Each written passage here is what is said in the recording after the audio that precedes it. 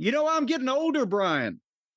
I don't have just unlimited amounts of time to spend having Logan Paul and Gunther have a therapy session, for 15 minutes.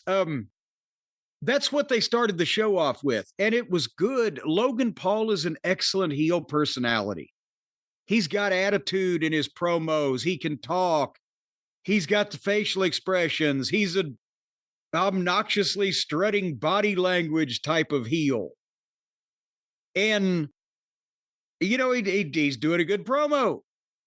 But he's cut a promo on Jey Uso, and he disrespects Gunther in the process because obviously we know who Jey beat for the world title.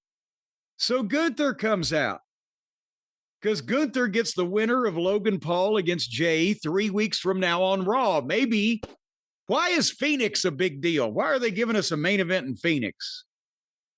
By the time we get to Phoenix, will he still be champion?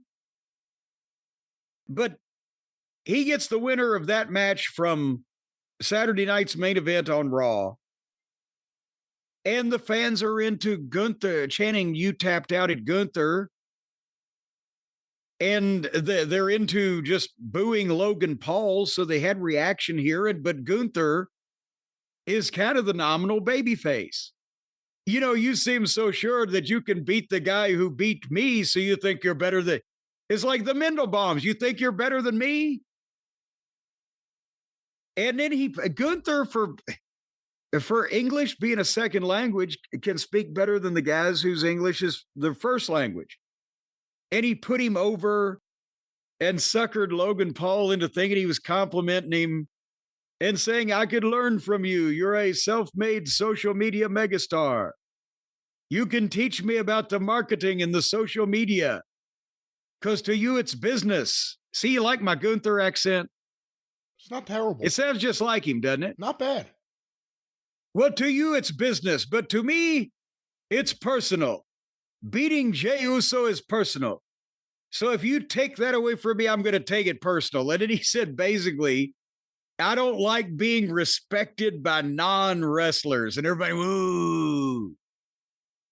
At least Pat McAfee showed some fucking heart.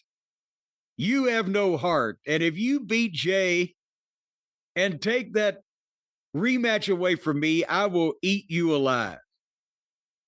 And then Gunther walks out on him. And once Gunther's out of the ring, Logan Paul starts, "Oh, come on, big guy. You going to leave? You going to leave?"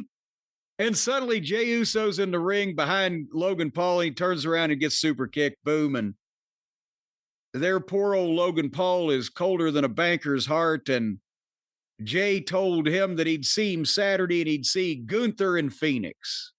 Why does Phoenix get all the goddamn good stuff, Brian? I don't know. The dry air? Well, that wouldn't have anything to do with it. For heaven's sake, the dew point would have nothing to do with the level of card that they're putting into Phoenix. Is it some kind of anniversary? What's going on here? Maybe they have cheap kratom. I don't know. That's it. You know that Arizona they got all that cheap stuff at the truck stops and the gas stations. But I mean, this was a nice performance by these guys. It could have taken 5 or 10 minutes less, but that was pretty much the highlight of the first. Well, that was actually the highlight till we got to the main event. Your thoughts?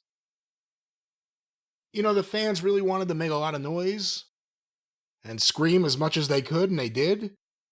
And it created an interesting dynamic, and I thought the stuff with Gunther and Logan Paul, again, it's one heel talking down another, but it was interesting. And I agree, it was the highlight of the show. And I didn't watch too much more of the show, and I feel better for it.